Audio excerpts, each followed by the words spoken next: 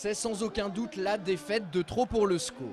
En s'inclinant 3-1 sur la pelouse de Tours vendredi dernier, les Angevins ont très certainement laissé s'envoler leur dernière chance d'évoluer en Ligue 1 la saison prochaine.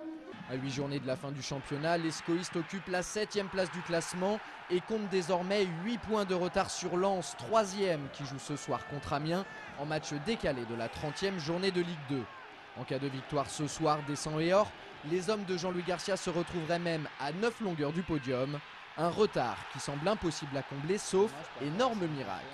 C'est dommage par rapport à la saison qu'on fait, on aurait pu faire quelque chose. Maintenant rien n'est perdu, il y a encore des points à jouer, on va pas lâcher. Mais bon, c'est un peu râpé pour la Ligue 1. Mais bon, on va s'accrocher, on va essayer d'aller chercher des points et puis on verra bien quoi.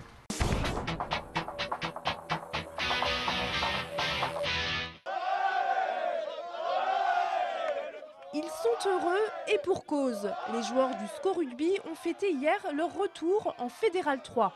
Ils étaient opposés à la Lanterne Rouge, Saint-Brieuc qui s'est incliné 87-3. Le SCO remonte donc après un an de purgatoire en région. On a fait un grand truc. Ce qui est super important, c'est qu'on finisse très bien l'année, on a de l'ambition Chemin de France. Et puis surtout, on va retrouver cette Fédéral 3 avec l'énorme envie de ne pas faire l'ascenseur. Donc c'est un vrai défi qui nous attend, mais c'est que du bonheur.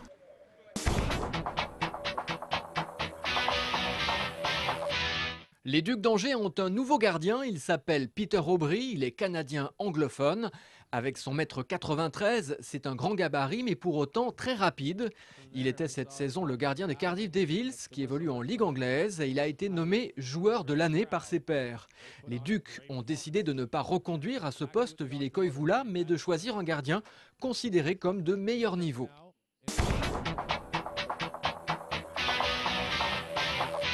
C'était le dernier match à domicile du championnat, donc on fait une bonne saison. Voilà, il fallait récompenser le public, fallait se faire plaisir. Voilà, quoi, rien de plus. Et c'est déjà pas mal. Samedi soir, les joueurs de l'Étoile d'Or Saint-Léonard sont venus à bout de la Lanterne Rouge, Nantes-Rezé. Victoire 78-68. L'occasion dans cette rencontre de saluer la dernière prestation de Gildas Aubert dans l'équipe et surtout de penser au barrage d'accession à la Nationale 1 qui démarre le 2 mai prochain et auquel l'Étoile d'Or est assurée de participer. Pour la suite, j'espère qu'on va réussir à monter cette année pour qu'il y ait certains bons joueurs qui puissent connaître un peu le plus haut niveau. Bon, ce ne sera pas facile, mais bon, je pense qu'on peut y arriver, quoi. La saison dernière, les joueurs de Christophe Henry avaient échoué de peu en play-off. Cette année, l'équipe semble mieux armée. En tout cas, la saison prochaine se fera sans Louis Blanvillain.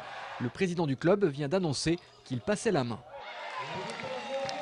Basket toujours avec la fin de série pour l'ABC. Après leur incroyable série de 7 matchs sans défaite, les Angevins s'inclinent à Saint-Chamond, défaite 84-65. 6e et sans grande perspective pour une remontée en Pro B, l'équipe de Michaelet ne va rien lâcher mais pourrait bien envier la fin de saison de leurs homologues de Saint-Léonard.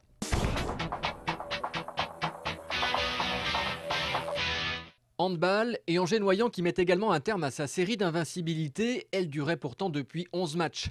Face à Pau, les joueurs de Tomislav Krizanovic ont trébuché d'un petit point 29-28. Angers-Noyant conserve cependant sa place de leader avec un point d'avance sur Valence mais un match en moins. Prochaine rencontre le 18 avril avec la réception de Limoges.